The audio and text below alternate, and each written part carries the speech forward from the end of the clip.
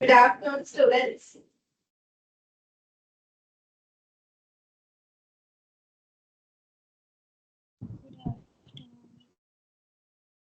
Okay, hope you all can hear me.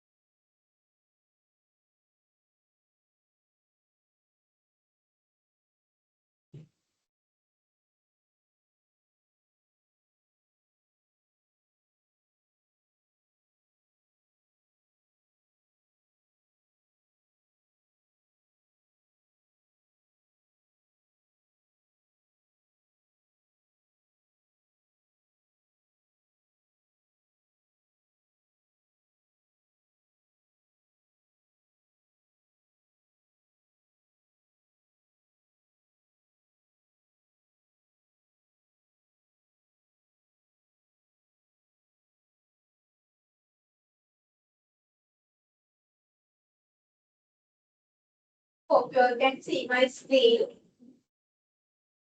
Good afternoon again. We'll start with the degree of operating leverage. This is the point where we have stopped in the last week. Am I correct?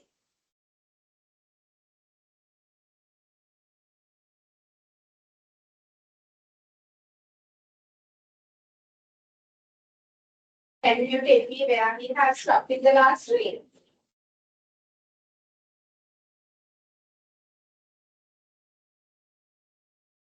Yes, students.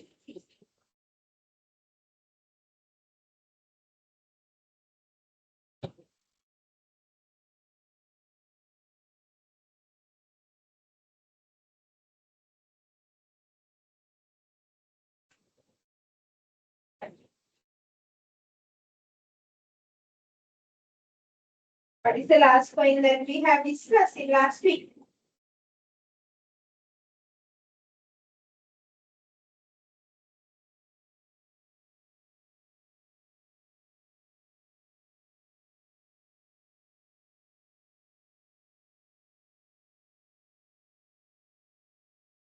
Yes. Degree of financial leverage. Degree of financial leverage we completed, right?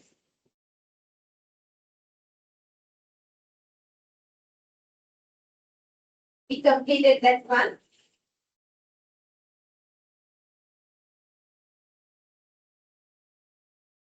Am I correct? We completed that one, no? Yes, madam. Okay, so then we'll start with the operating leverage then.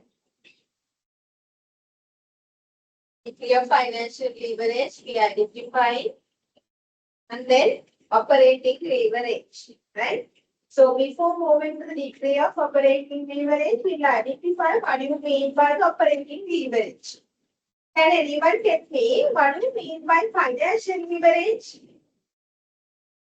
Financial leverage.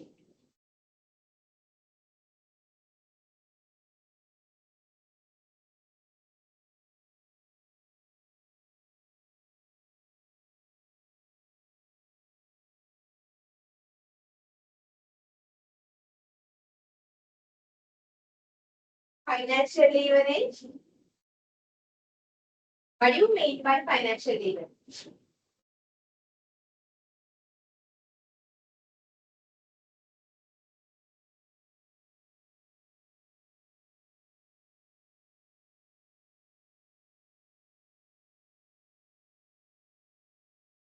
Yes, financial leverage.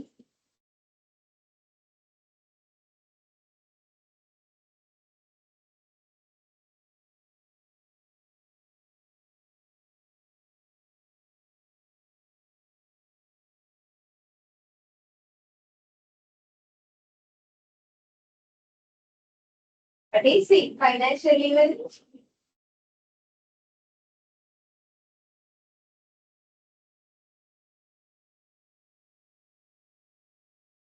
Yes, financial leverage. Last week we discussed.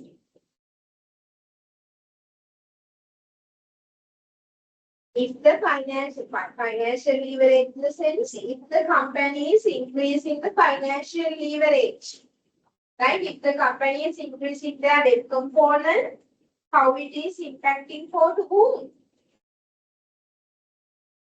To the shareholders. Equity owners will be captured by whom? Will be captured by the financial leverage. The company is increasing their debt, so how it is impacting for the shareholders' equity will be captured by whom? The financial leverage. And then what do you mean by operating leverage? So you know there are three types of leverage. First one financial, second one operating. By combining financial and then operating, we'll identify the third one, that is combined leverage. Financial, operating, and then combined leverage. Now we are in the second point discussing about the operating leverage. Leverage in the sense increasing the debt. Right now, if the company is mixing the equity with them, how it is impacting for the company different aspects. We are identifying via the leverage concepts. Operating leverage in the sense, if company is obtaining the loans, obtaining the debt instrument, funds are the debt instrument, company have to settle, company have to pay the fixed cost. What is that fixed cost? Interest. Along with the interest, company have to bear the fixed cost as well. But those fixed costs are rental and then insurance payment, some fixed amount of salaries, rent, and what these are? These are some sort of fixed cost. Along with the interest also. If there are no such kind of fixed cost within the business, right? How the changes in sales, right? Changes in number of production, changes in sales,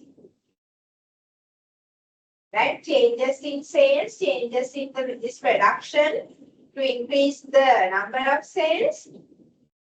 With that changes, if there are some fixed cost, right? The percentage changes or whatever the amount changes in sales is not impacting to increase or decrease the EBIT with the same percentage.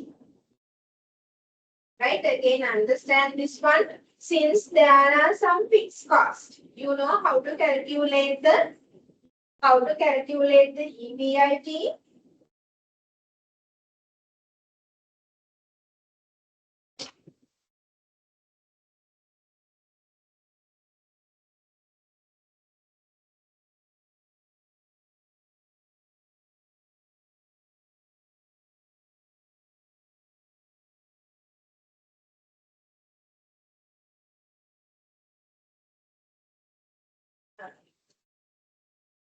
So we know sales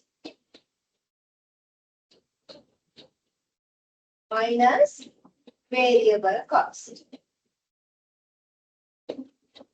This is contribution.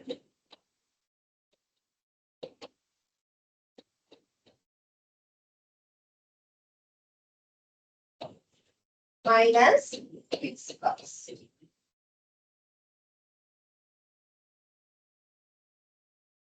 So then we are getting profit before tax.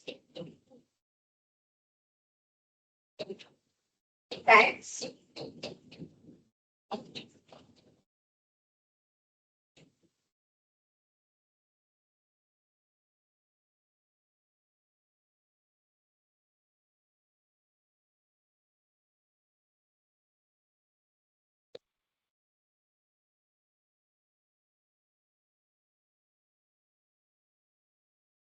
Just thinking this result into interest, not no interest.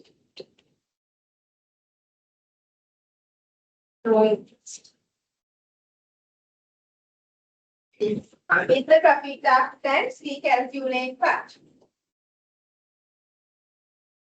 We'll calculate the EPS or ROE.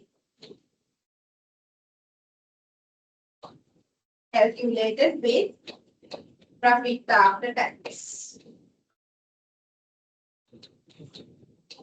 With profit after tax.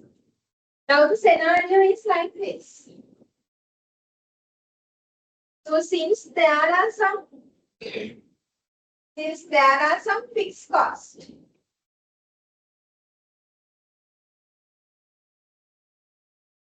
right? Since there are some fixed costs, what happens? If company changes its sales, how can we change the sales? Sales in the sense we have to change the production cost. Right? You have to change the production cost or the number of units that they are producing. So if you are not increasing the number of the units that you are producing, what happens to the variable cost? It's increasing. It's increasing. This is increasing. You change the sales, right? You change the sales. Okay, we'll take an example. You change the sales by 50. Now what happened? Sales 150 to that. Right? Sales 150. In line with the variable, previously we produced 100 items. Now we are producing 150. Selling price is 150.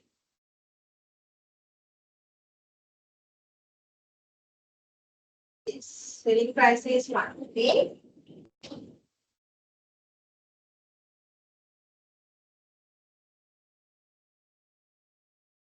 Now we'll take one unit.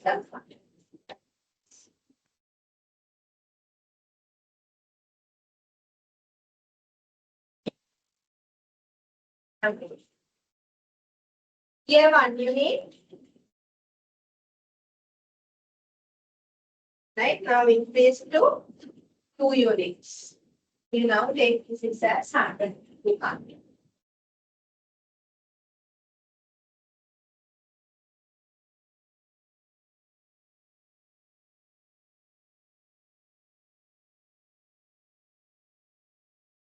Increase by 1 unit. 200. Right, 200. And then variable cost per unit is now 20. Now how much is the variable cost? Now it is becoming 40. Right now variable cost, contribution is 160. If we are changing sales, variable cost is changing. But what happened to the fixed cost? Is it changing? No, that's not changing. Right? Up to a certain extent. Therefore, that is same. That is same. Right? That is same. So then minus 130, 10%, 1370. After tax. Right? Now understand this one. So since there is a fixed cost, look at here. Since there is a fixed cost,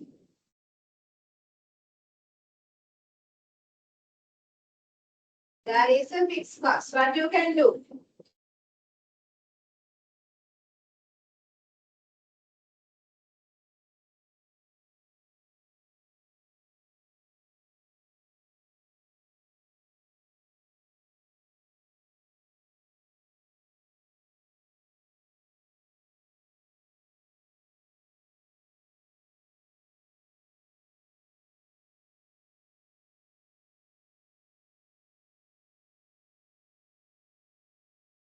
Okay. Okay. Since there is a fixed cost, 30-30. That's 30-30. If you are changing sales, if you are changing number of units that you are producing, that is not the same percentage impacting for the EBIT to change.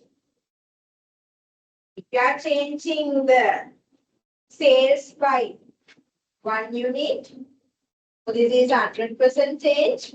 That is not the same percentage changes in EBIT. Because why? Because the fixed cost is magnifying the impact created by the sales, which is captured by whom? Captured by the operating leverage. Operating leverage. For example, practical example, just thinking, so this classroom, the capacity is 100. But already we have allocated this classroom for 50 students. The unutilized space is 50. 50. And because we have only 50 students. Now, thinking, if we are including another 50 to this class and then we fill this class entirely, the cost that we are incurring on additional 50 is not the same percentage impacting for the EBIT. Why? Because even we have 50 students, we have to pay the rent 100,000. Even we are having 100 students, we have to pay the rental 100,000. Right? So therefore, what happened? You see this fixed cost, right? This fixed cost is creating a sort of impact on the EBIT to the changes in sales, which is captured by the operating leverage. Operating leverage.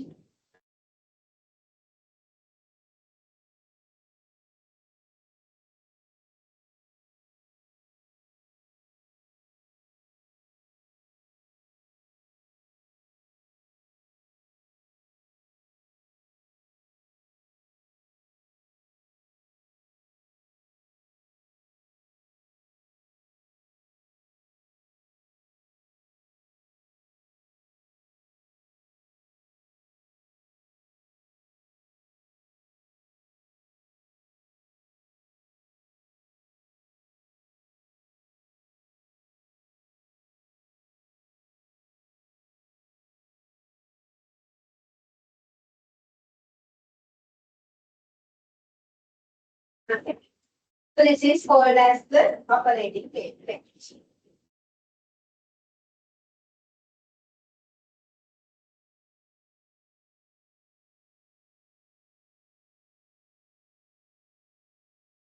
Okay. Now, degree of operating leverage, right? Degree. Operating leverage, done. Now, the degree of operating leverage. How can we identify the degree of operating leverage? What we compare now, we are comparing sales versus EBIT. Sales versus EBIT. So then, changes in EBIT, percentage changes in EBIT should be divided by percentage changes in sales. Or else, we have another one to calculate DOL, that is contribution. Contribution. Contribution divided by contribution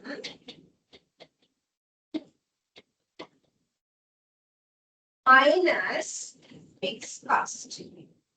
Right? Contribution divided by contribution minus fixed cost. The denominator and numerator capture the fixed cost impact rate. It is similar to the POL calculated via EBIT versus sales. How can we take the contribution? Sorry. How can we take the contribution? We know selling price multiplied by quantity multiplied by sales prices minus variable cost. Q multiplied by selling price minus variable cost. Divided by Q minus sales variable cost minus fixed cost. You can write the operating leverage. Operating leverage. Contribution minus divided by contribution minus fixed cost, and the other one EBIT divided by changes in sales.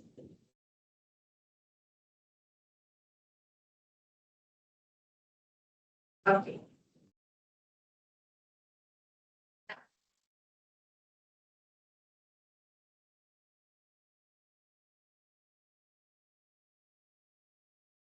Now combine leverage, right? Combine leverage. I'm going to take that one via my example, combine leverage.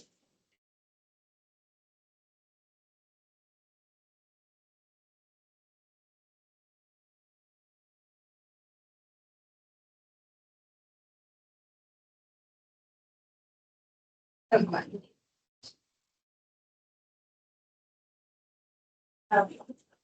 Sales.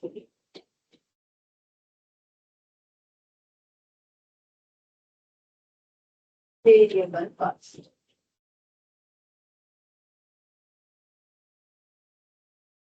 This is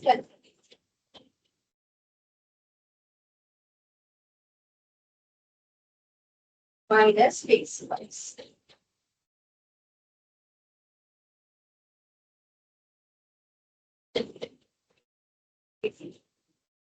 And then this is earnings before interest and tax. Then we'll deduct separately the interest.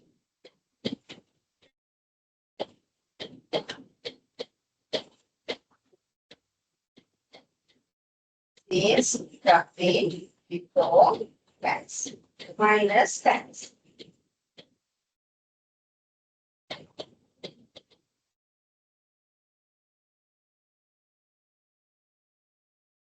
Is profit after tax, and then you can calculate the S ROE with profit after tax. Now look at here very carefully. Right, look at here very carefully. Operating leverage identifies.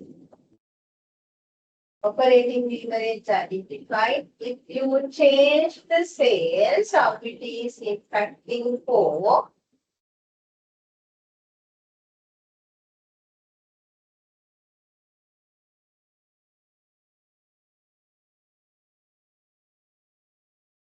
how it is impacting for EBIT.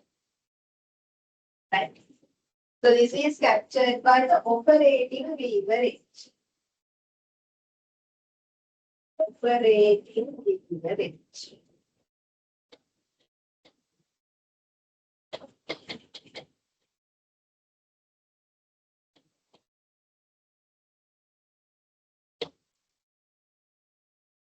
Okay. If you change the EBIT, If you change the EBIT, how it is impacting for ROE? Captured by whom? Captured by, can anyone tell me? This is financial leverage.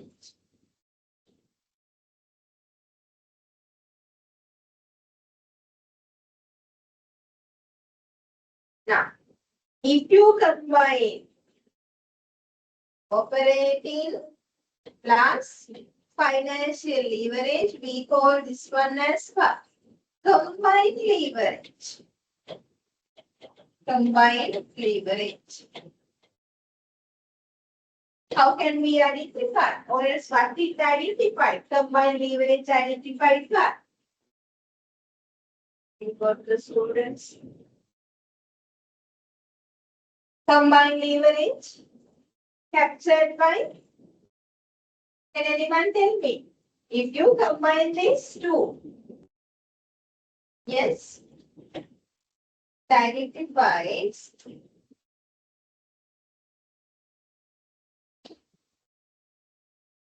how changes in sales, how changes in sales impacting to calculation of EPS and ROE, right? So this is what? Combined leverage. Combined. Technically, we are identifying combined leverage. So we know how to calculate the combined leverage. Combined leverage, you can have the two leverage, right? So first leverage, we'll take financial leverage, changes in multiplied by changes in sales to EBI. Combined leverage, changes in EBIT, changes in EPS. The other formula we know, financial leverage, Q multiplied by sales price minus variable cost divided by minus fixed cost divided by Q sales variable cost minus fixed cost minus fixed. Right?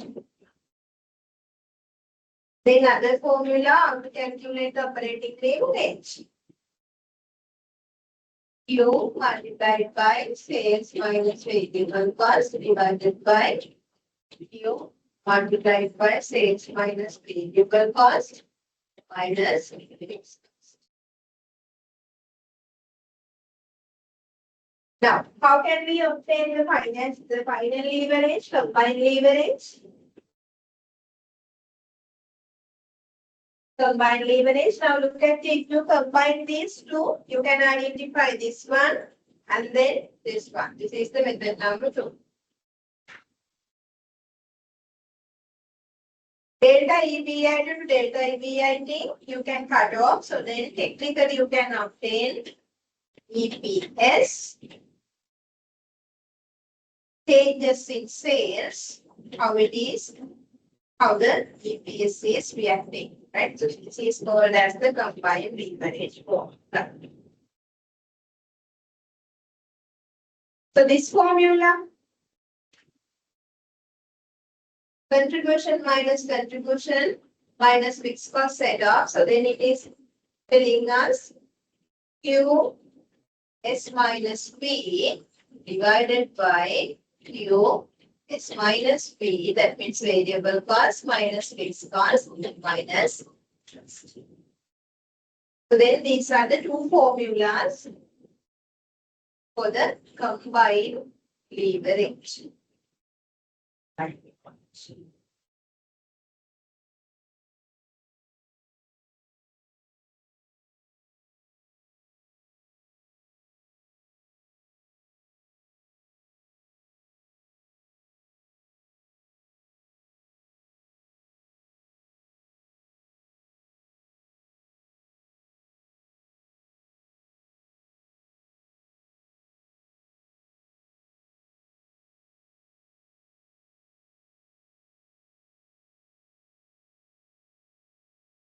PS formula, the other one, contribution formula. This is what you have given in your hand. With that knowledge, we'll go to the tutorial. With that knowledge, we'll go to the tutorial. Right. Give the tutorial and then attempt the last question. Give the tutorial and then attempt the last question.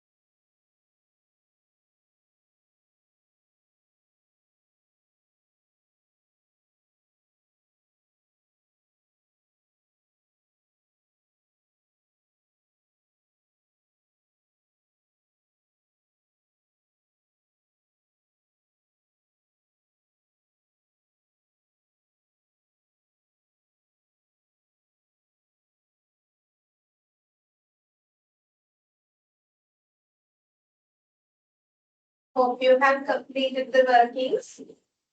This working.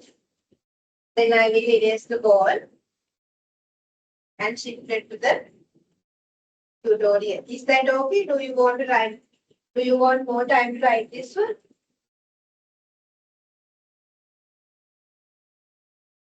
Completed. Yes, miss. Okay. You can go to the. You want time? Oh, completed. Completed, miss. Okay. Completed. Thank you. Thank you.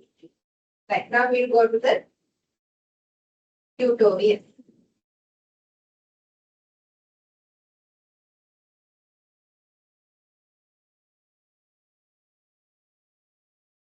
Question number 2. Hope you all can see my screen. Attempt the question number 2.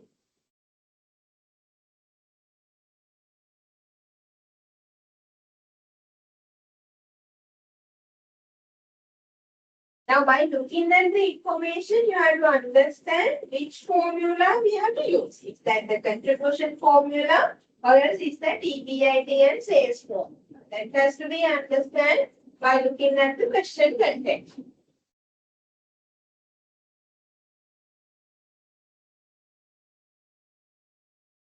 Start to this one. Just read it and then apply your knowledge.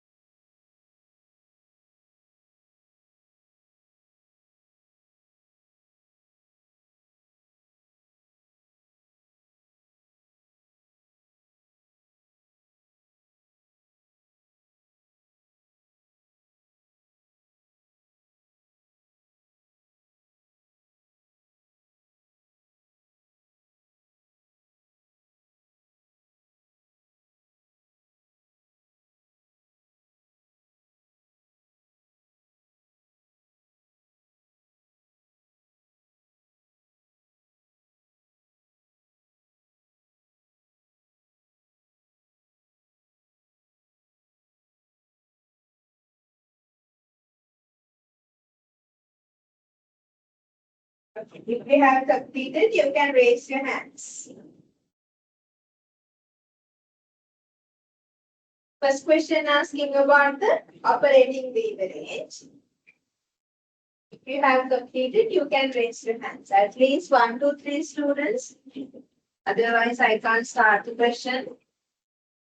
Good. All right. No.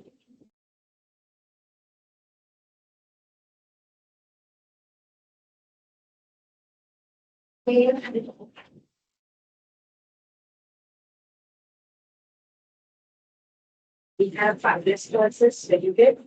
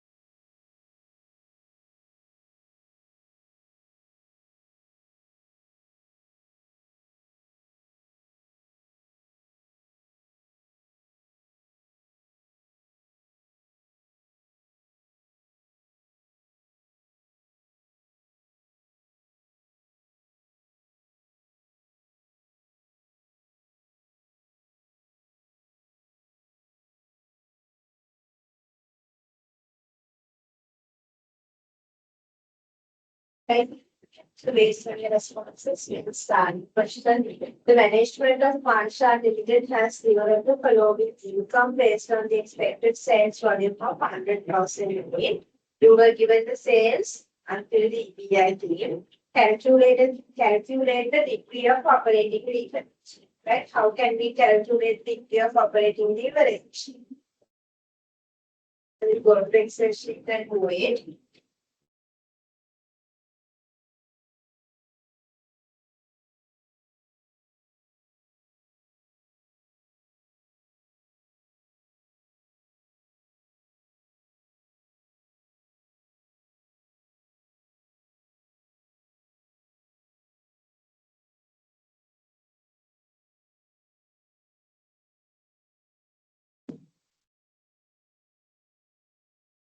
EOA.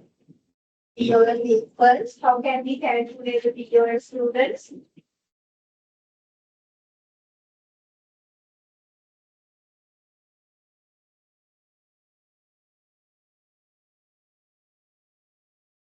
You Contribution.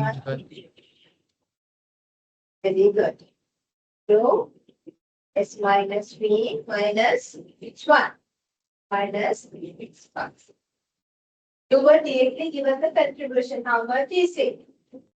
400,000 divided by 400,000 minus fixed cost. What is the fixed cost? 280,000. How much is DOL?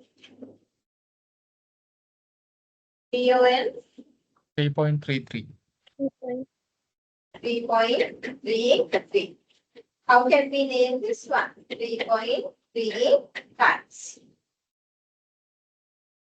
The other question asks, by assuming EBIT increases from 120 to 160, EPS will increase 100, sorry, EPL will increase 1.65 to 2.45. Right? When it's employed, 50% of them and then they pay the interest of 37,500.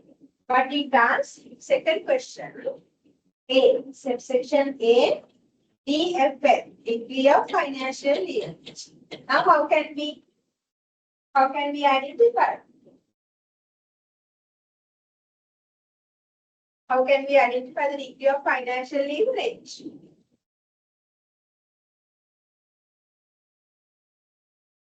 Again, what you can do? Q S minus V minus fixed cost divided by Q S minus V minus fixed cost minus interest. This is 400 minus 280 divided by 400 minus 280 minus 37,500. DFL, how much is the DFL? Degree of financial leverage, 1.45. 4.5. Yeah, 1.45. Thank you.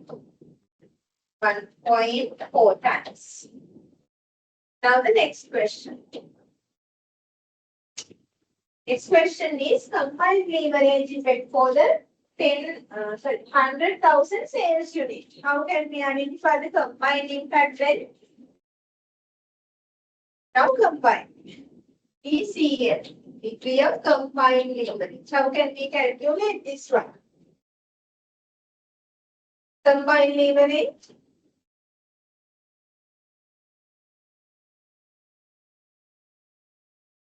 How did you calculate that one? Q multiplied by S minus B minus fixed cost divided by, yes, divided by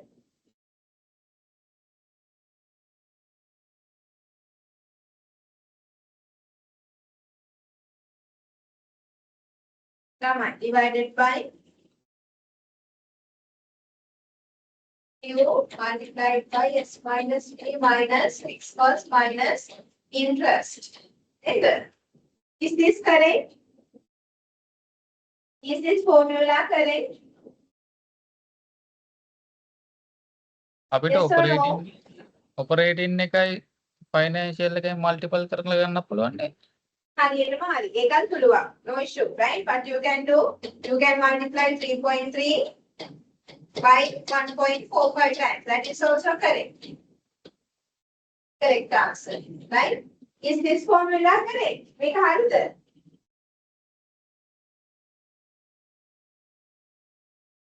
Yes, ළමයි. Is this formula correct?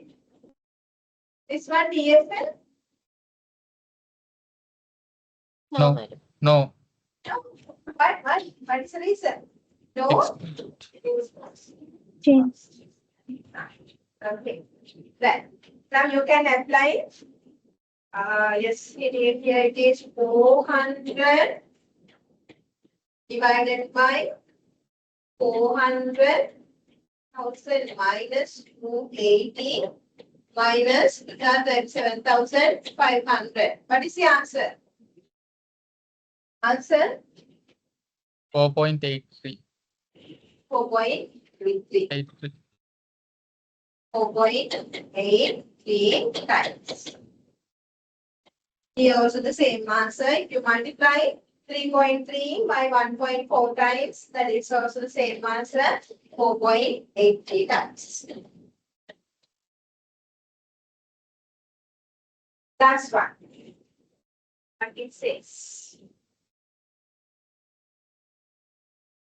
Marsha Limited increase sales by 10%. 10%, right? Highlight 10%. What is the new EPS? What it does? Now you have to identify changes in sales. It identifies changes in sales and then it does changes in EPS. Which captures the changes in sales and changes in EPS? D, DOL, DFL or DCL? It is operating. It is financial. And this is combined. Which identify this both? Sales to EPS, entire picture. Sales to the EPS, bottom part. Top to bottom. Identified by whom? DFL, DOL, DCL. Rakshita.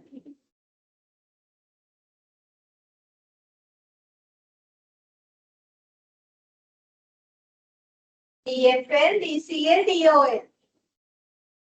DCL. DCL. DCL, very good, DCL. We have identified DCL. How much is it? That is 4.83. No? So then changes in sales given there. 10 times. So then what would be the changes in EPS? Delta EPS. Delta EPS equals. Delta EPS equals 4.83. Then the 48.3. Sorry, 48.3. Now with that is a change. Initial amount, how much is it?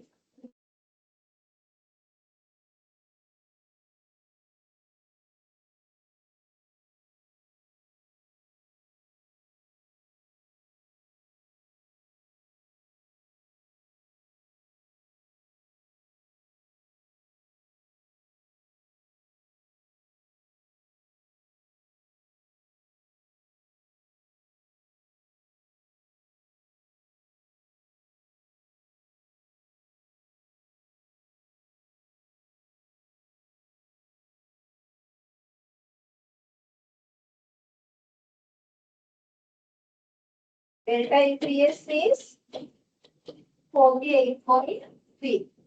Right? Then initial one, initial EPS is how much? EPS increases from 1.65. Then EPS 1 is 1.65. So then EPS, you want to identify EPS 2. How can we identify 1.65 plus 1.65 multiplied by 48.3? The answer is how much? 2.45.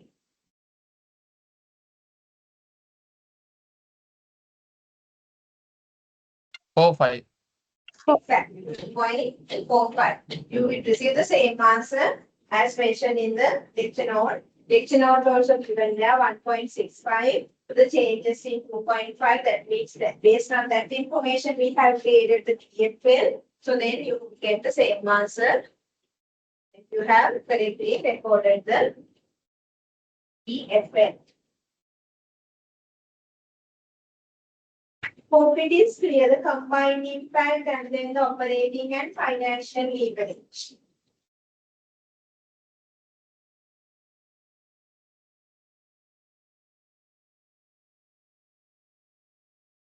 Clear?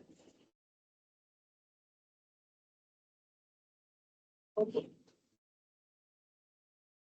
you have any questions, you can ask.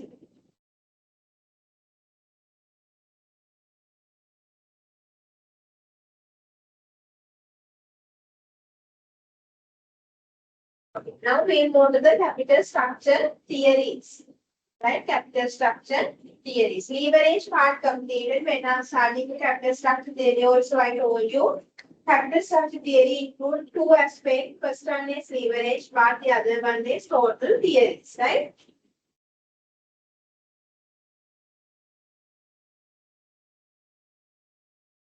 Now we'll go to the theoretical identifications. Take down the heading capital structure theories.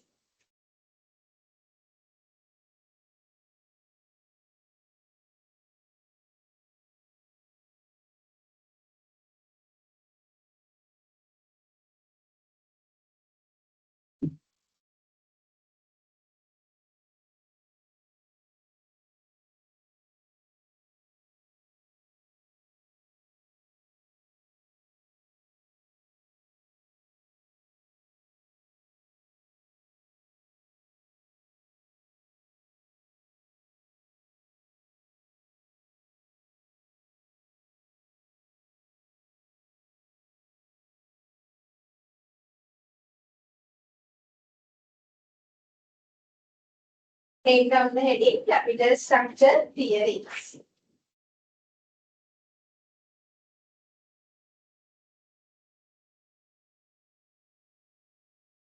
So capital structure theories identify investment in debt or investment equity. What would be the better? What would be the better combination, right? So this is basically theoretical part, and then it identifies a lot of researchers' findings. Lot of researchers have developed a lot of theories. So then we'll identify some sort of theories and then do the calculations on those theories.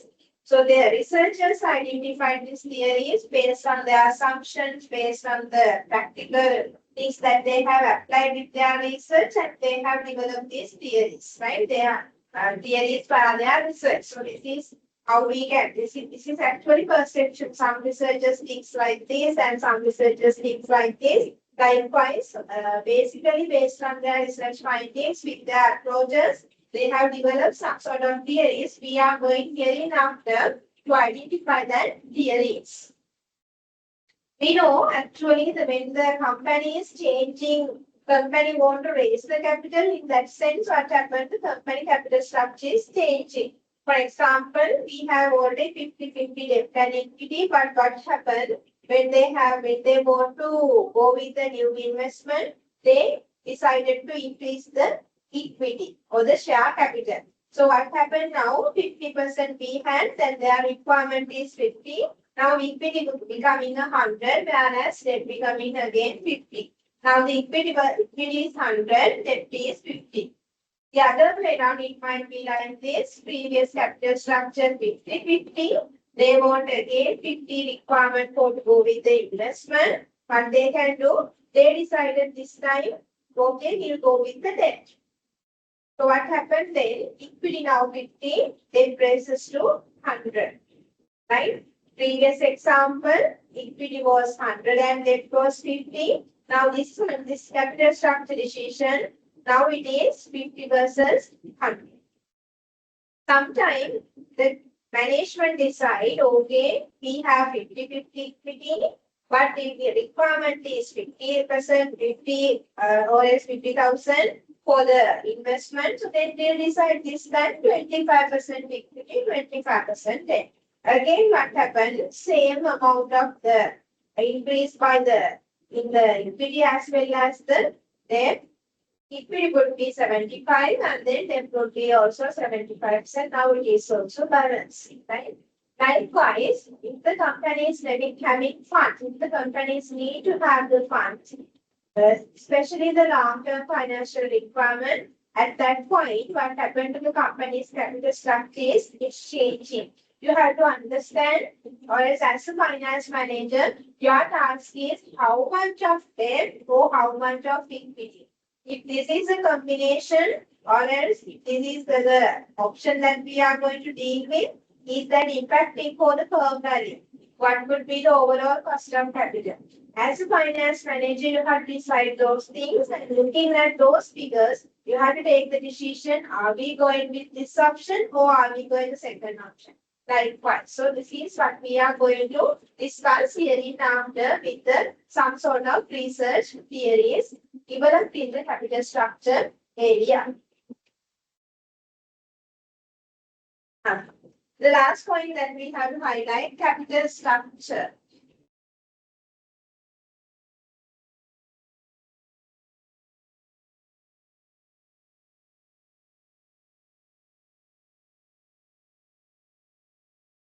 Capital structure decision will decide weight on debt and weight on equity, WD and then WE, right?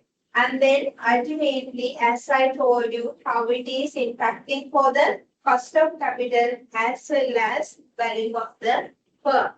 If you remember, when we are starting the capital structure theory, we identified the flow of capital structure theories via a diagram in the leverage lesson. That is what we discussed about here. If we need a long-term requirement, you have to identify existing capital structure and then pay out. Then you have to come up with the option. Once after you identify the several options, last week we clearly identified if we have several options, what should the what is the impact of the several options on companies, cost of capital, and then firm value? The maximize company's firm value is the best decision to have the debt and equity, or the amount of the where the company's profit, where the company's value is maximized, that is the best option from the equity as well as the other debt component. If you want, you can refer that one as well. I will just show it. Where the company is having a maximized firm value, that is the best option. Look at here. This is mentioned in our leverage lecture material. Companies need financial requirements, and then they have to go with the capital structure theories. It identified existing capital structure and then payout. Then they decide several options. Several options, you have to come up with the effect on the cost of capital. That means K0. Or else you have calculated this one via weighted average cost of capital. What happened if we come up with 50-50 net? What happened to the weighted average cost of capital? Based on the weighted average cost of capital, you have to decide firm value. Firm value. We'll identify how it is linked with the firm value. Weighted average cost of capital are linked with the firm value and all. Where the firm value is maximized, that is the best option as the capital structure. That is what we are going to discuss. But theory to theory, this basic, the general assumptions or the basic might be changes based on some researchers' perspectives.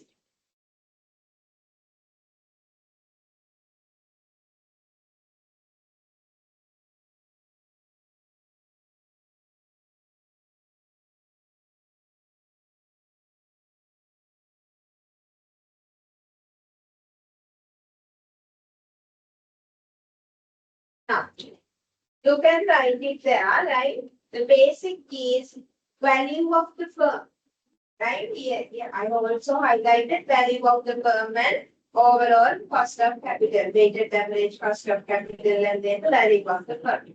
The first task is, we know how to calculate the weighted average cost of capital that has been discussed in the cost of capital lesson. Now we have to identify how can we firms calculate the firm value. Firm value. Firm value equals to EBIT, earnings before interest and tax. Earnings before interest and tax. EBIT. EBIT, earnings before interest and tax. Divided by overall cost of capital, or else weighted average cost of capital. Weighted average cost of capital. We can name it as a K0 as well. K0, weighted average cost of capital, or WACC.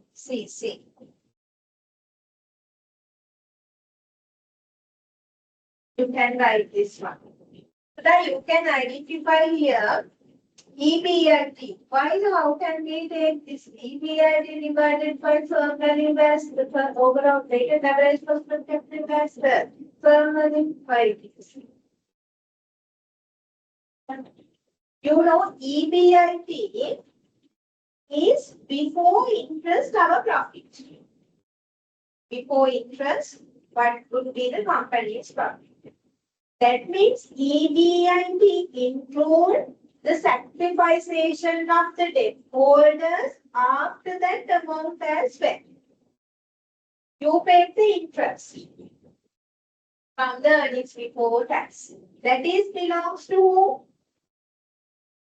debt holders.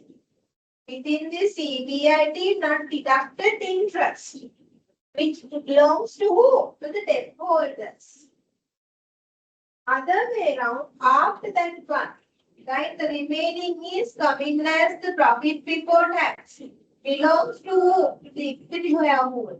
Equity share.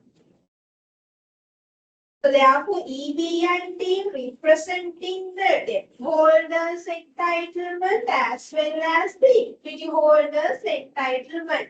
So both are coming as the firm value. Both should be come as the firm value. Otherwise, we are getting only the equity shareholders' value. That is technically wrong. Why?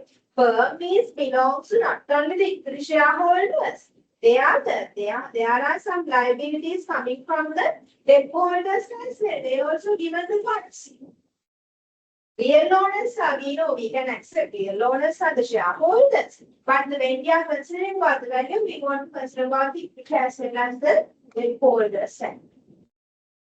EBIT giving us the figure, or as EBIT represent both debt holders value as well as debt holders entitlement as well as the ordinary shareholders entitlement. Both. So then if you divide the EBIT with the weighted average cost of capital,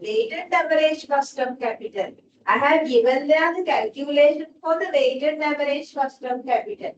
If you can remember, how can be? KD multiplied by D divided by value of the firm.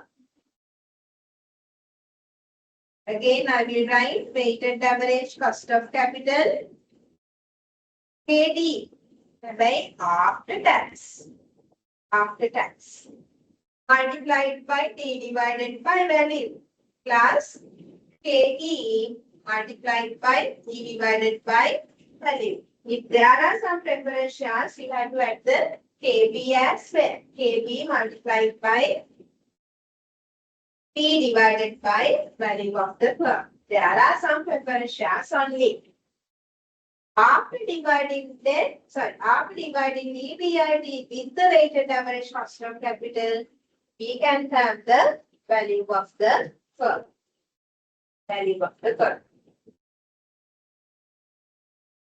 This is a basic thing you have to understand in the capital structure theories.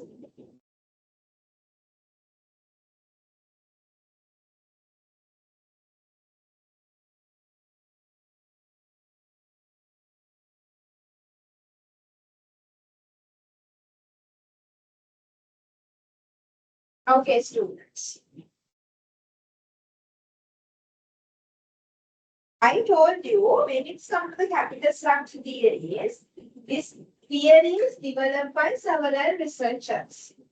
Basically, this research can be divided into these theories, can be divided into two. First one is relevant theories. The other one, irrelevant theories. Relevant versus irrelevant theories. What do you mean by relevant theories?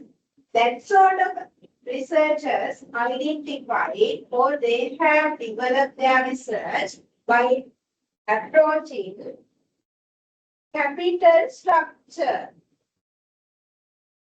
Capital structure has a relationship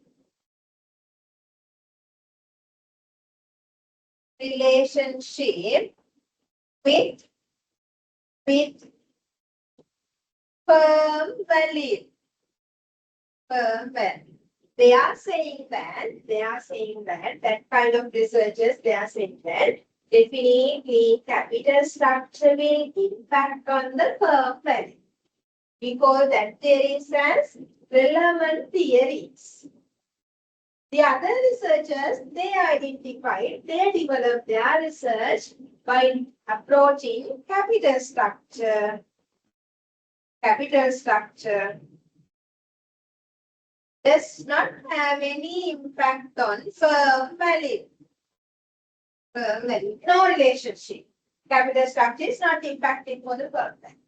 We call it as a irrelevant theories. Relevant versus irrelevant theories. When it comes to the relevant theories, there are two approaches, NI approach as well as traditional approach. The other one, relevant theories, we have two theories.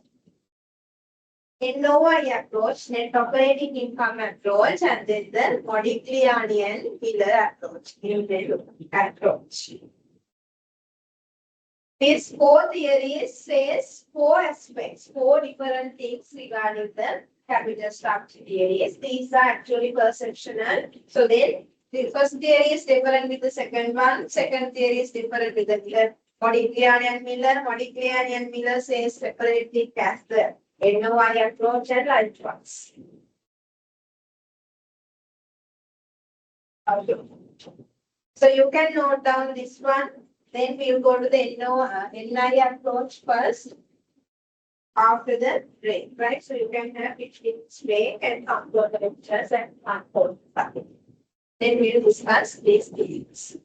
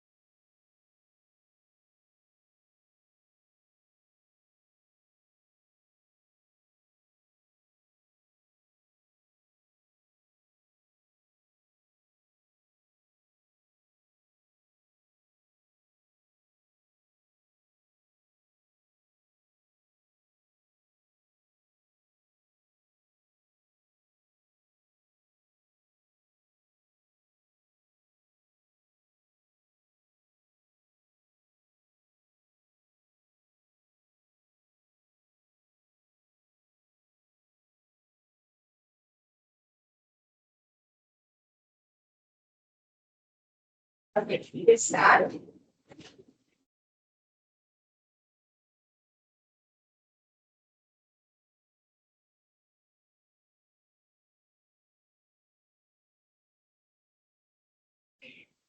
Today, we can start with the net income approach. You all can take down the heading net income approach. Hope you all are back.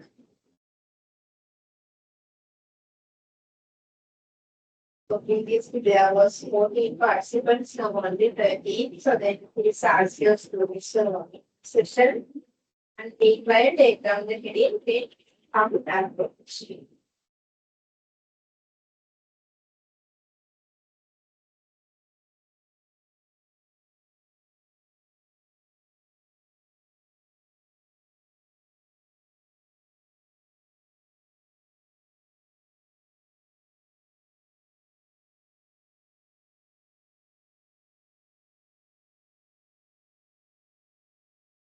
Income approach.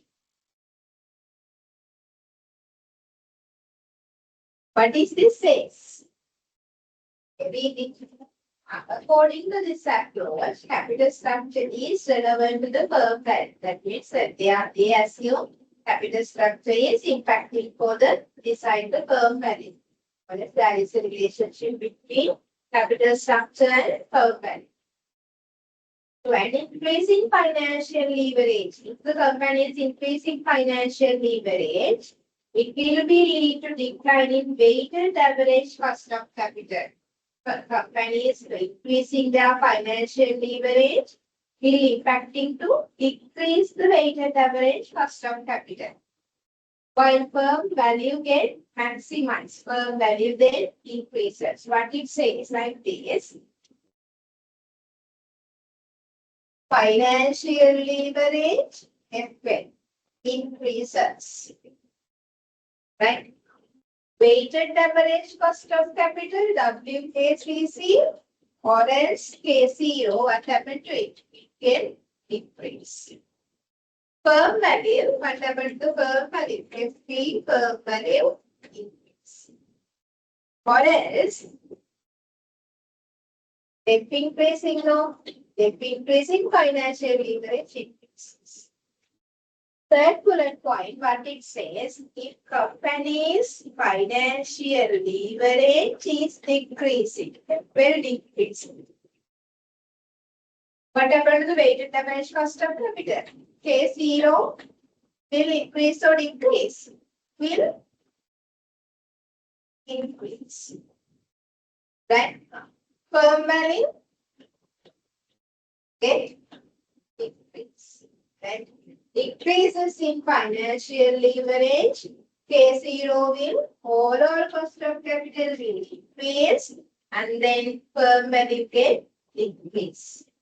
So this is what this says about the net income approach. Net income approach identifying increasing financial leverage all the times that is favorable for the company to increase the firm value by minimizing K0. මෙයාලා කියනවා දිගටම ණය ගන්න එක හොඳයි කියන එක.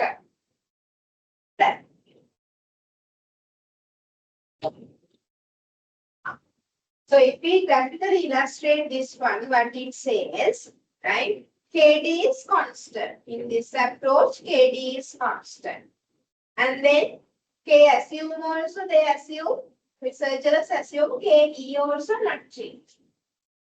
If the KD and KE are constant, if the company is increasing financial leverage, what happened to the overall cost of capital? It is get declined. KW or K0 or else weighted average cost of capital. It get declined. That means increasing financial leverage further will decrease the cost of capital and until if it is fully financial leverage, it reported to the KD, closer to KD, cost of capital.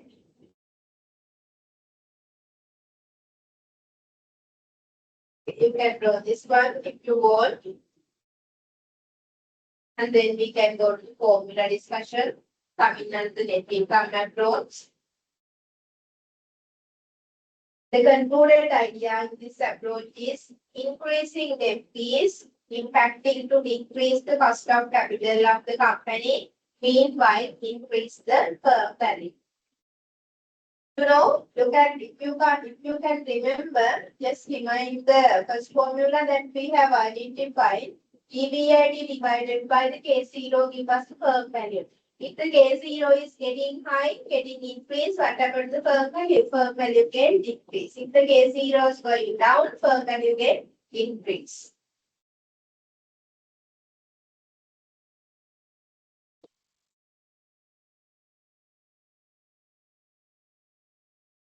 This formula, look at here. If the KD is getting high, what happens to the overall firm value? Firm value can decline. If the KD is getting K0 or WACC going down, firm value increases. That's a relationship.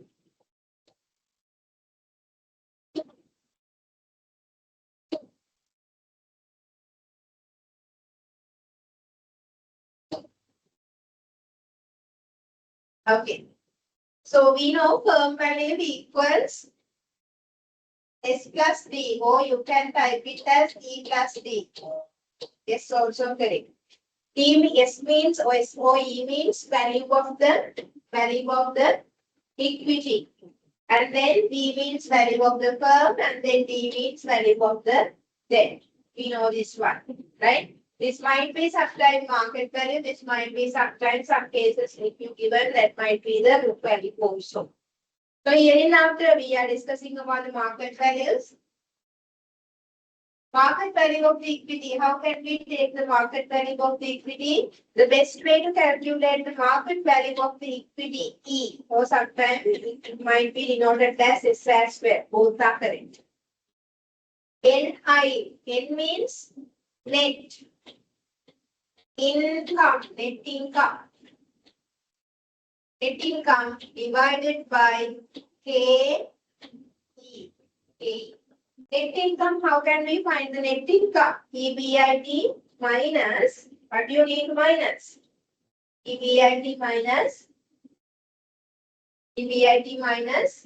interest, right? EBIT minus interest.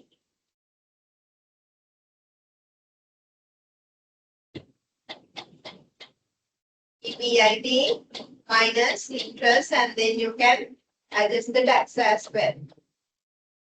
Tax. The tie should be.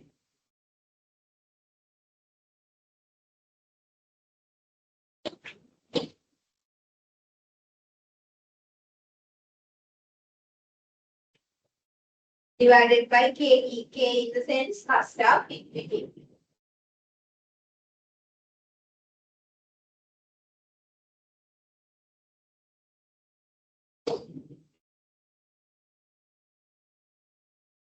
So by changing the denominators and numerators and the answers, you can obtain overall cost of capital, right? Overall cost of capital. Overall cost of capital in the sense what it is? WACC. How can we identify?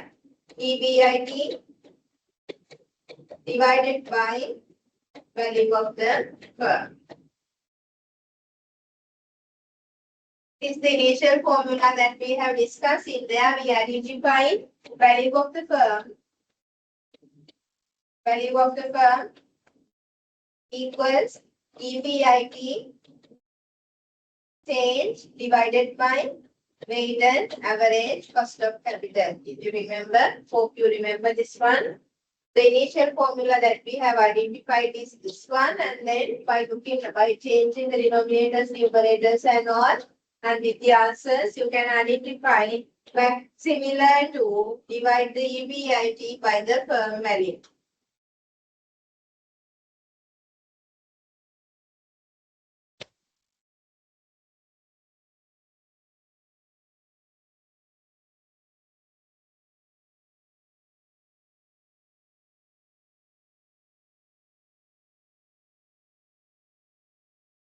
Okay.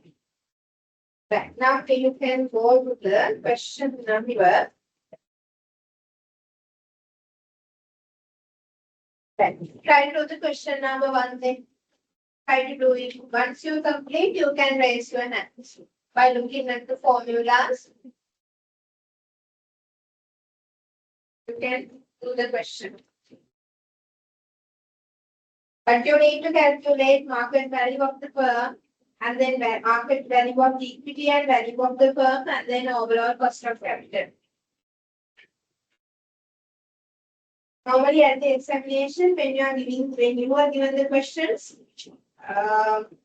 the question order normally representing you the order of the order you have to follow. Question order gives us the order, but you need to follow. Right? First question asking about the risk, and then second question asking about the return.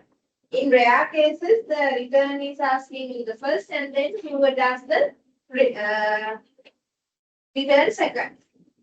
Therefore, if you are at the examination, be mindful if you can't remember the order, just look at the question. Sometimes the question itself presenting us the way of doing the question in ordered manner.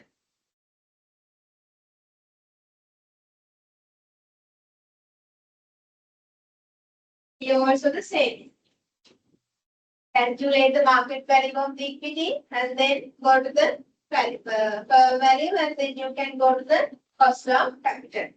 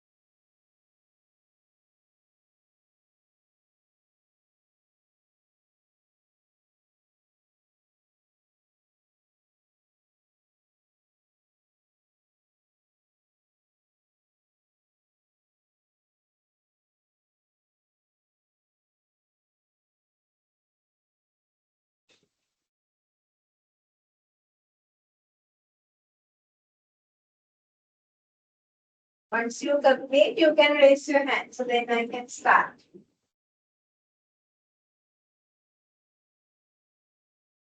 You were given EBIT and then companies debentures were given and then equity rate also given. You need to calculate the cost of equity and value of the firm. Okay, 2 completed.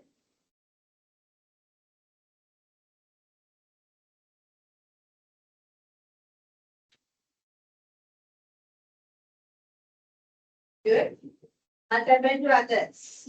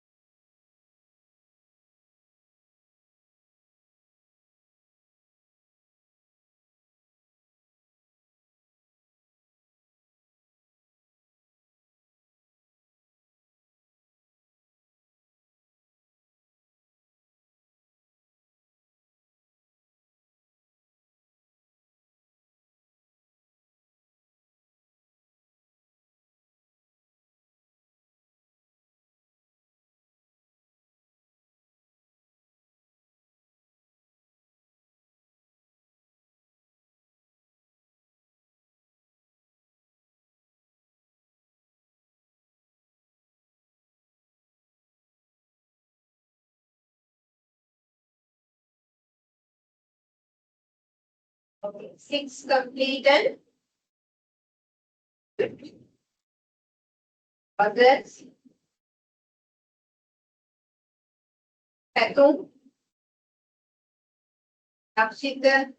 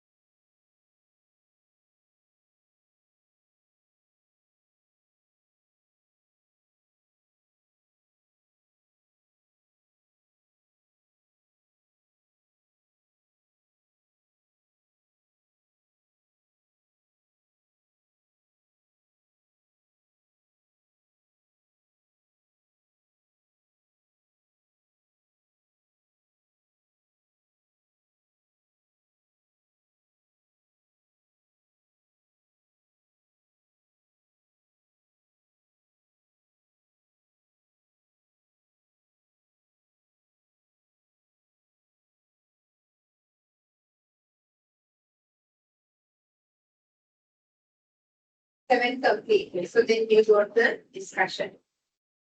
Hope others will third students also can do it.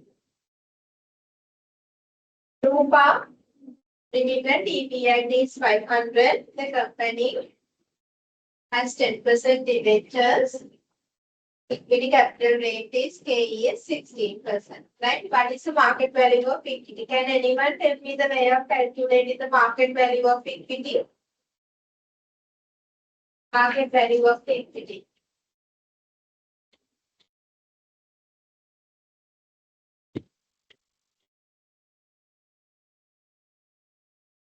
Market value of equity. How can we identify?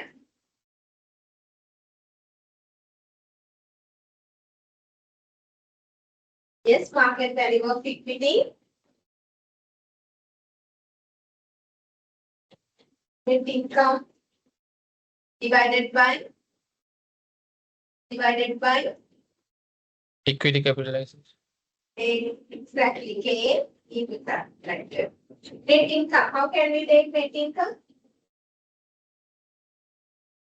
Net income. EBIT minus interest. Very good. EBIT minus interest. EBIT is 500. Minus interest is how much?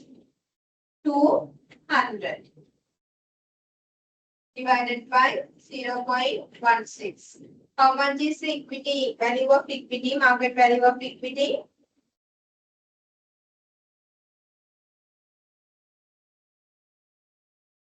Market value of equity, 1 million.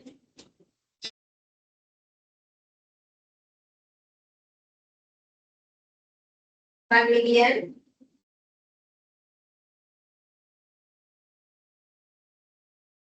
$875. exactly 1,875,000.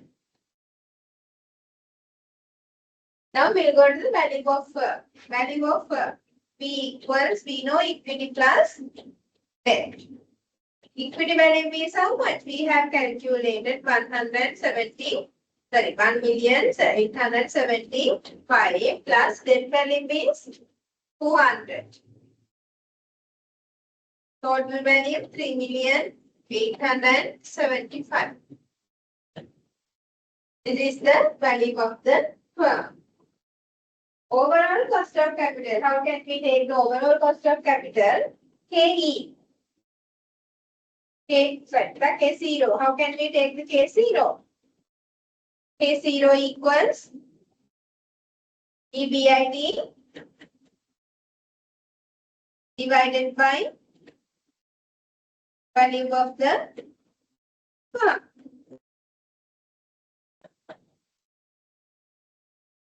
EBIT is how much?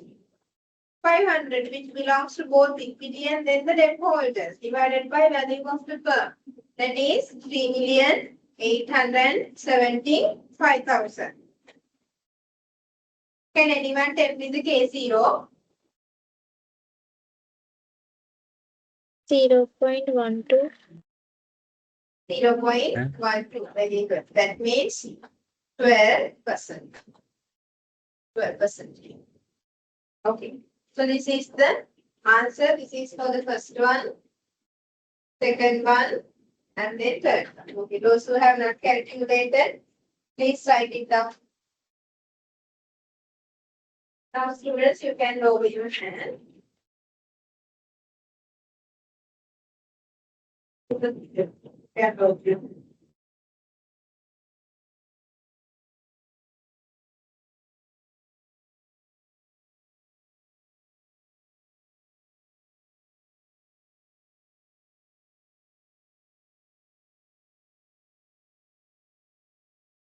Those who have not put the question with the answers, please write down the answer.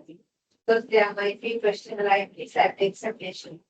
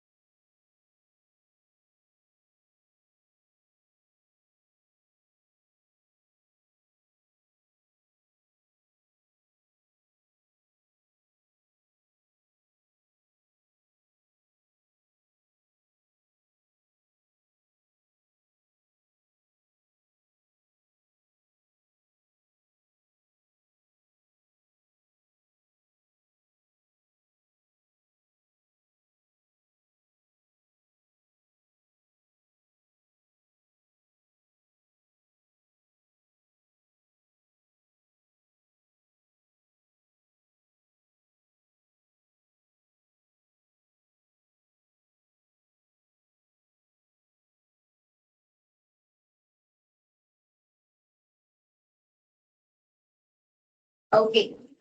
Hope you have enough time to write down those things.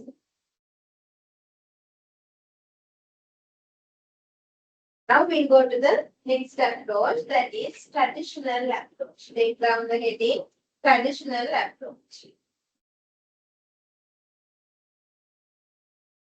Traditional approach.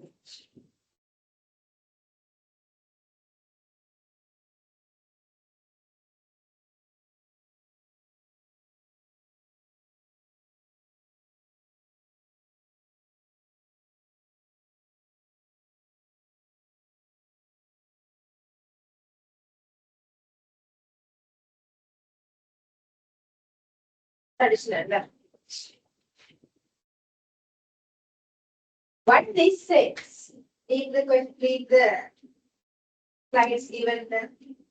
This approach favors that as a result of the financial leverage, up to a certain point, cost of capital come down, and therein after what happened? It going up, right? So, and firm value increases, and therein after cost of capital get increased, and then the firm value get increased, right? So we identify this approach like this. What is this says? Right? Degree of financial leverage is success, and then this side KD, KD, and K, KD, KD, KW, or K0. Previous diagram, previous approach says that financial leverage increases, overall cost of capital decreases, firm value increases further. That means if identified 100% debt is good for the company. Increase the firm value. But this approach says, this again identify there is a relationship between the capital structure and then the firm value. But so only the capital structure starting from KE. Right? This is the zero finance, because look at here, this is zero financial leverage. Zero financial leverage in the sense it doesn't have any debt. If it is so, company's KW equals which value? KE. Right? Company's KW equals KE. Why? It doesn't have a KD because it doesn't have a financial leverage, no debt. So then starting from that one, so this is the KW.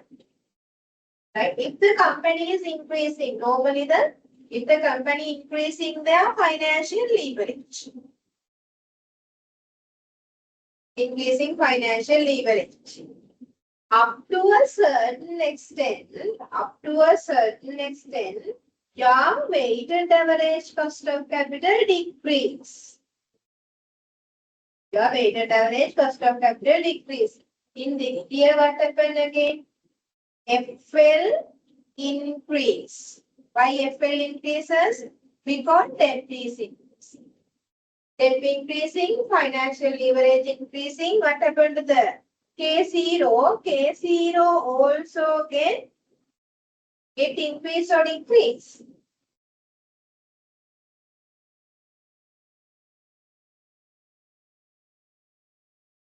K0 get decrease. K0 get upgrade. Both are same. What happened to K0? Get decline. Look at here. Get decline. Only up to a certain context. The point A. Point A. Therein after that point, what happened? If company increasing their financial leverage after the point A, what happened? Herein after also, if the company is increasing financial leverage, now K0 starting to increase, accordingly firm value get decline therein after. You can see here there are 3 stages. What these 3 stages are? First stage, declining. And then firm value get decreased. Second stage, reach to highest point, firm value get highest. And then third stage, what happened? KW, K0 get increase and then firm value get decrease. So this is what says about the traditional theory. Traditional theory identifies, right, where the point or else which is the maximum or else which is the optimal capital structure where the financial, there is point A. That is point A. Right? You have to find that optimum. You have to find that combination. One could be the equity and then one could be the debt on that option. But net income approach, it says the best combination is highest financial leverage. If we are increasing the financial leverage more and more and more, KW going down and then per get increases. Actually identified 100% FD is good. But this approach, it says not like that. It doesn't say 100% FD is good. It only identified companies increasing financial leverage up to a certain extent. They can have a high firm value, but they are enough if they are trying to increase the debt, it causes to increase the firm value. එක point එකකට විතරක් කෙනෙක්ම විතරයි ඉතින් firm value එක වැඩි වෙන්නේ debt වැඩි කරාට පස්සේ ඒ combination එකෙන් පස්සේ debt වැඩි කරනවා නම් එතනින් එහාට company එකේ firm එක value එක වැඩි වෙන්නේ නෑ අඩු වෙන එකයි වෙන්නේ. That means 100% debt is not good. You have to find the maximize debt component as well as you have to find out the optimum capital structure by changing the or by identifying the mix of them with the equity. You can write down this one.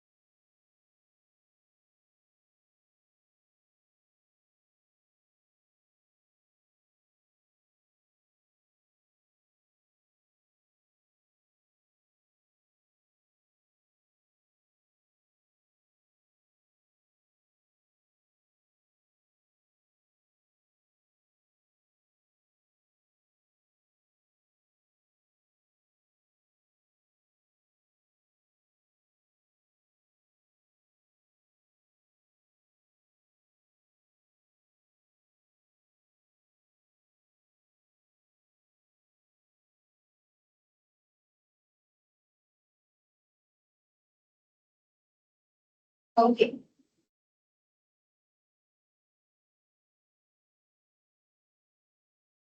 Question number 2, you can do it as a homework. It is similar to the previous question. Now question number 2. So question number 3. Determine optimal capital structure of the firm from the above information. As I told you, we might have several options. Right, several options. We'll just look at A to Z or 1 to 7. We have 7 options. Different scenarios, KD and KE was calculated and given to us. Percentage of debt on the total value. Right? Percentage on debt on the total value. Now, to do this question, you should have 1, 2, 3, 4, 5, and 6. 6 columns. You need 6 columns, right? Now, then I will copy this one.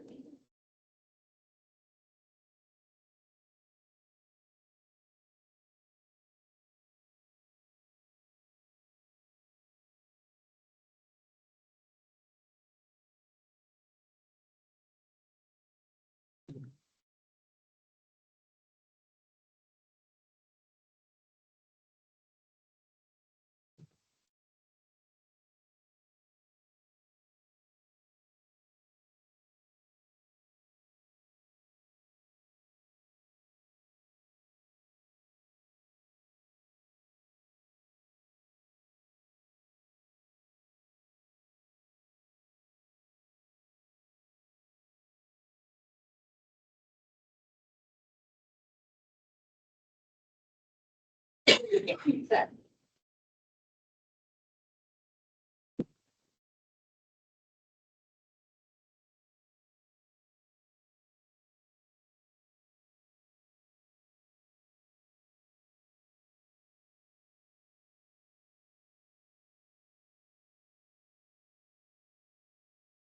One.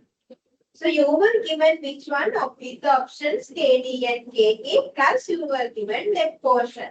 Can anyone tell me if the option number 1 includes zero dam, what would be the equity? This is equity. Equity. If the debt is zero, what would be the equity amount? Can anyone tell me? Debt is zero. Then equity will be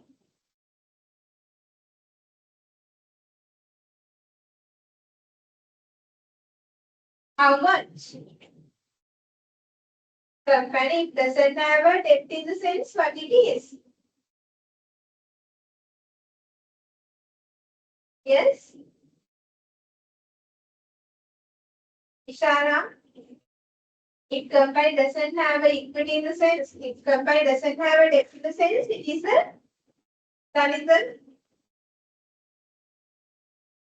It is.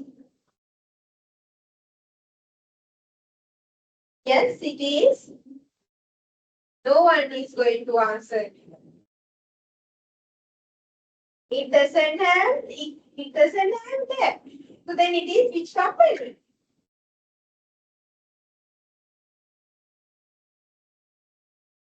Yes, it is a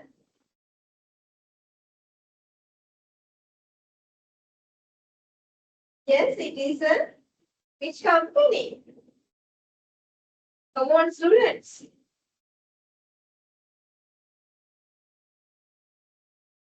All equity firm. That means 100% of one equity is good. Second option, if the debt is 10%, equity is 0.9, 90%. Third option, if the debt is 20, equity is 80. If the debt is 0.3, equity is 7. If the debt is 0.4, equity is 0.5. If the debt is 15, if you also 15, debt is 60, it is 4. You can take this one as 100 plus 12. This is 10%. This is 20. 30.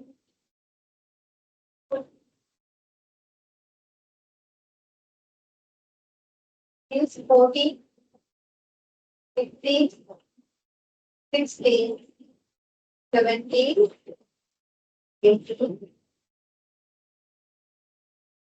Now, next task. What we are doing, we are identifying the best option or the optimal capital structure. Right? Where firm value get maximized. Firm value get maximized in the sense lowest K0. We have to find lowest K0. Calculate K0 based on these options or weighted average cost of capital. Do it now. Calculate K0. K0. You were given enough information, so then you can calculate K0 for the 7 options there. You can do it and raise your hands if you have confusion.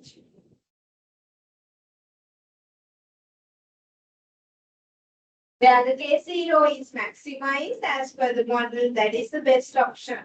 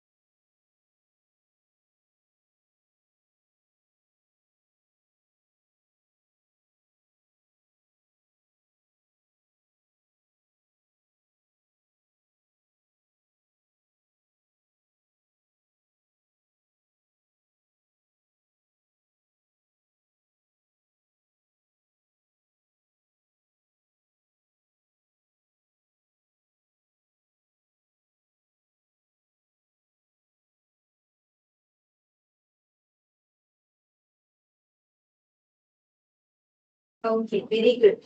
Right, 3 students. It's also one student already reached the deadline. From all, at least 2 students. Okay. K0, how can we calculate the K0? You know, we have 2 branches. What are those 2 branches? Debt and equity. For the first one, cost of debt. I will write the formula there. Basic formula. So, can you tell me the basic formula? To calculate weighted average cost of capital, KD multiplied by weight on plus. And then KE multiplied by weight on KD. How much is a KD? 11. 0.1 multiplied by weight on debt 0. So then 13, KE 13, 0.13 multiplied by 100. 1. How much is a K0? 13. Exactly. 13. Second one. K0. 2 branches. 2. All cases 2. And now I'm going to ask the question for you.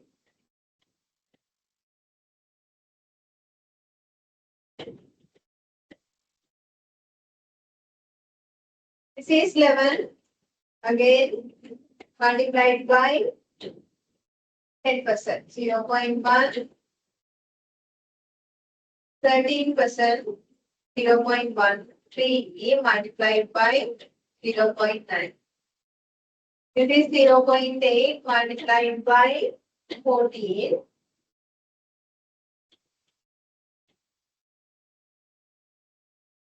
And then here it is 11.0.116 multiplied by 20%. 0.12 multiplied by 0.3 plus. It is 0.15 multiplied by 70.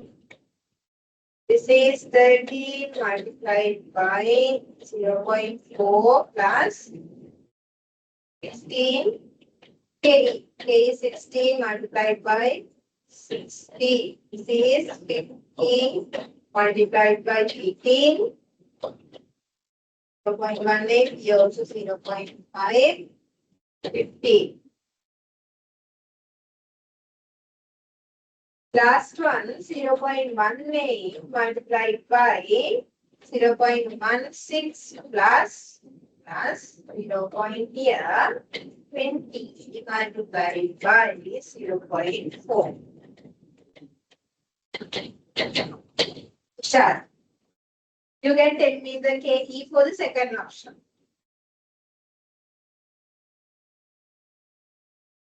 KE for the second option. 12.8. 12.8. Anyone else?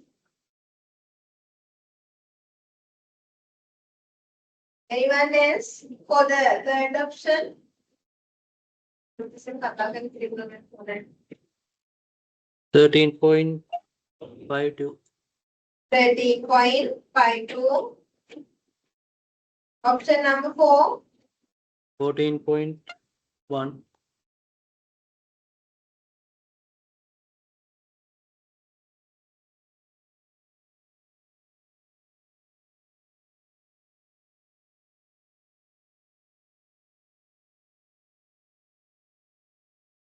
14.1.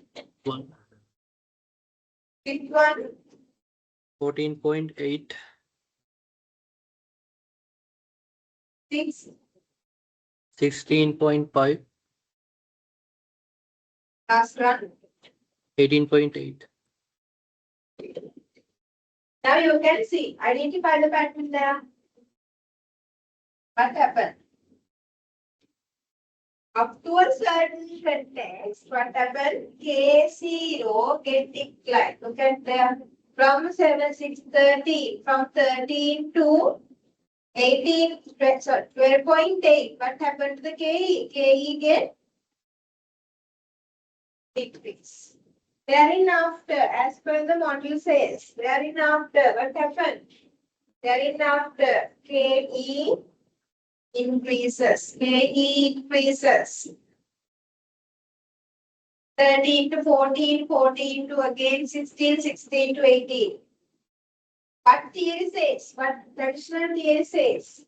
Where the KE is lowest, that is the optimal capital structure, right?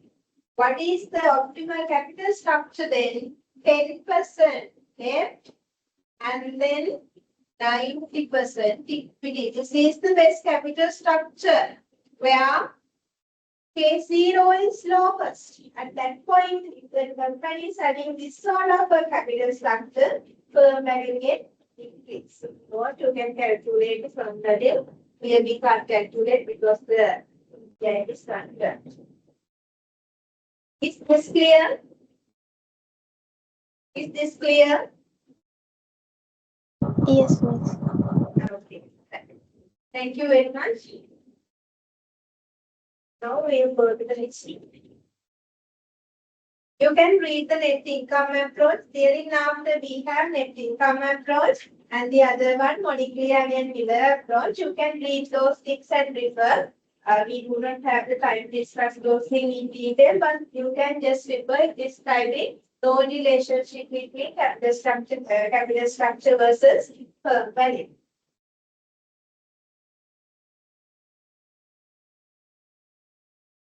Net income approach. Descriptions are there. And then the graphical illustration also there. Modigliani and Miller. Approach with the tax and without tax. State of theories again coming under the relevant theories. Yes, you can refer within order theory. So those theories you can refer and then have some sort of idea by reading it. I'm not going to ask a question from that one, but I'm going to refer the paper with the fractional approach. Okay.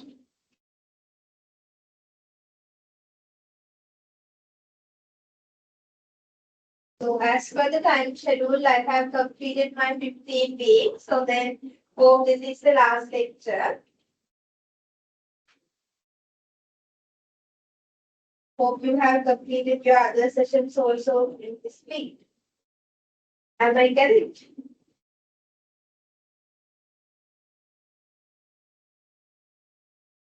We have a one lesson to discuss, that is the dividend policy. That also uploaded to the LMS. You can just refer it. That's very simple as lesson. You can refer, right? So I'm not going to ask a question from that one. Then my syllabus is complete. So regarding the paper, so you can refer to the past papers, almost all similar to the past papers. There are actually two sections, section A and section B. Section A, question is compulsory. Section B, you can ask. There are 6 questions. Section B, there are 6 questions, which comprise with the 18 marks for each. You can select 4 questions, and then you can earn the 78 marks from the section, 72 marks from the section B. And then section A, you can have the 28 marks of partial question. Are you looking to the board now?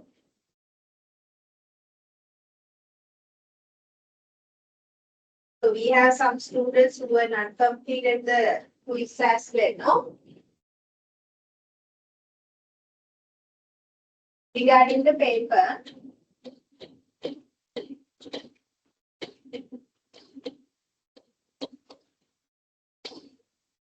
business finance. There are two sections. Section A, compulsory. And there are two parts. First question, that is the entire theory for 10 marks, column marks. And then the other second one, calculations.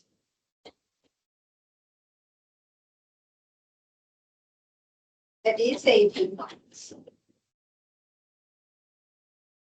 Section B,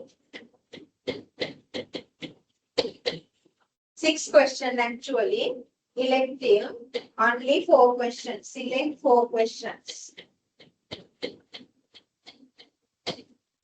Each carries 18 marks.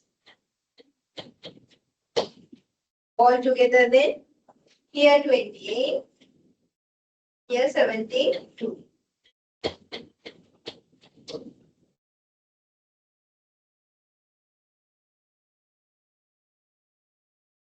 Question number 1. Question number 2, that is coming from the introduction.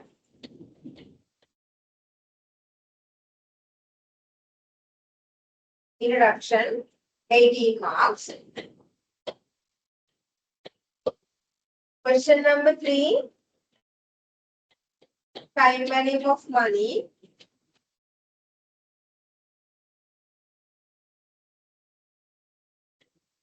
And bond valuation.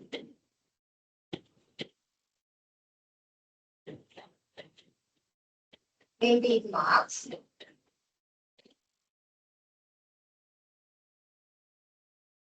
Question number 4. Cost of capital.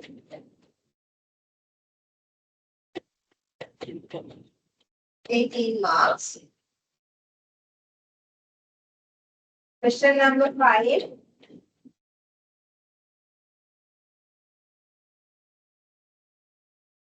Question number 5 is regarding the NPV, that means investment appraisals.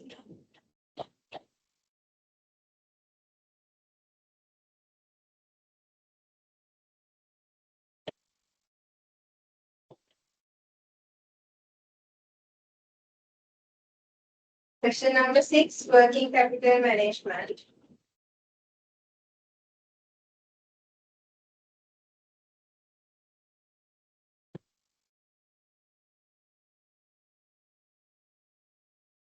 Question number 7, capital structure.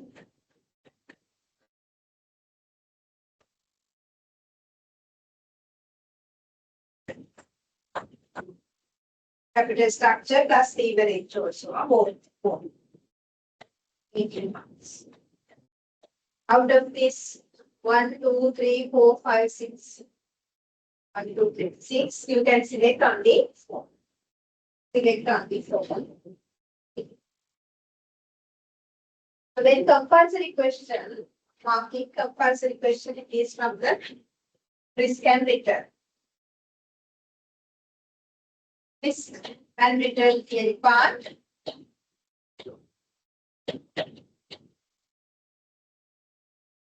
And then the 18 marks normally, the calculation questions.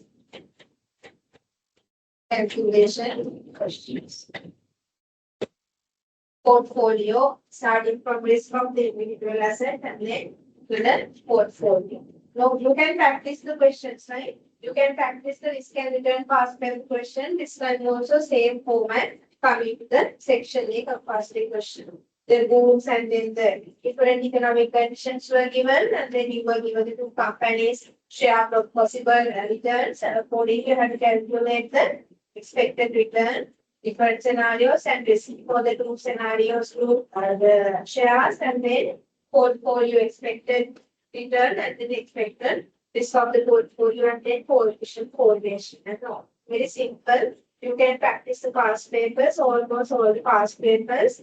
In the LMS, you can refer and download.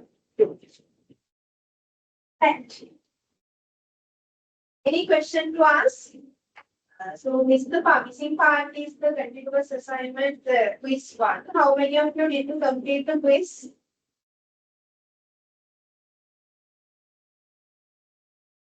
Fatima. And then how many?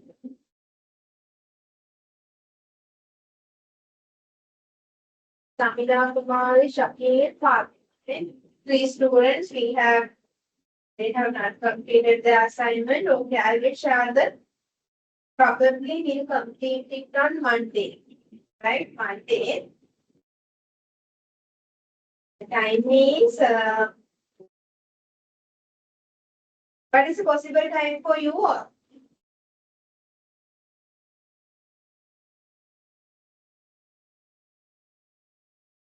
Possible time for you all Monday? 8 o'clock night. 8 o'clock to 9. Is that free for all of you? Okay. Okay, ma'am. Right. So then we'll have the 8 to 9 with 30 minutes. Same instruction for you all. Same instruction. 10 questions. Covering now, it might be covering all the syllabus, not for the in PV and all. Now it's covering all the syllabus. And then you have to switch on the camera. Upload the workings after you read the calculation to the given link and the meanwhile you have marked the answers in the quiz itself as well. That okay. So then we can continue, we can complete that marks. Already you have completed and upload your workings, the group assignments. I went through those things. How Went many through questions we have? 10 questions. 10 questions, 30 minutes. Okay. Thank you. Then anything to ask?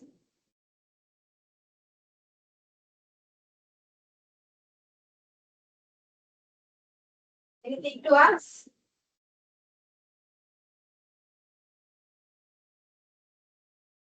If you want to ask anything, you can directly contact me. My mobile is in your LMS page. You can contact me. This is matter. So then, if any additional lecture will be given to me, I will discuss a paper. If not, what you can do, just refer the past papers, do it. If you have any question regarding past paper calculations, you can directly WhatsApp me, or else you can, if you want, you can email me. It is official. Otherwise, you can WhatsApp me and then take the answers from the is the question difficult one, right? Okay. So it's mostly the attendance.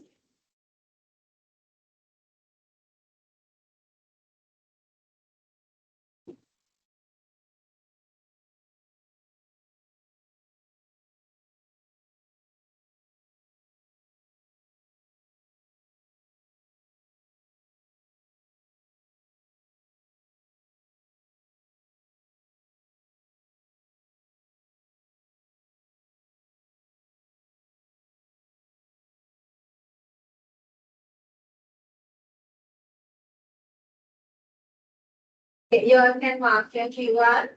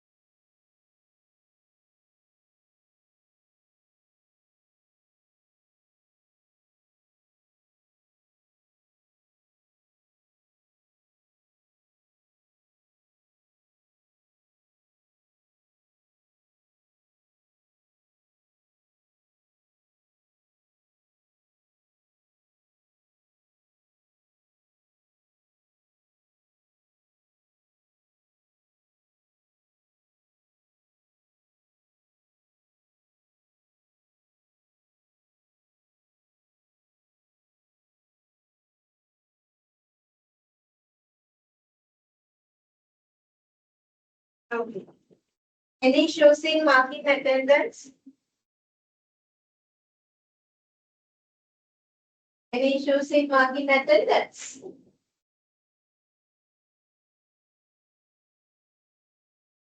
No, miss.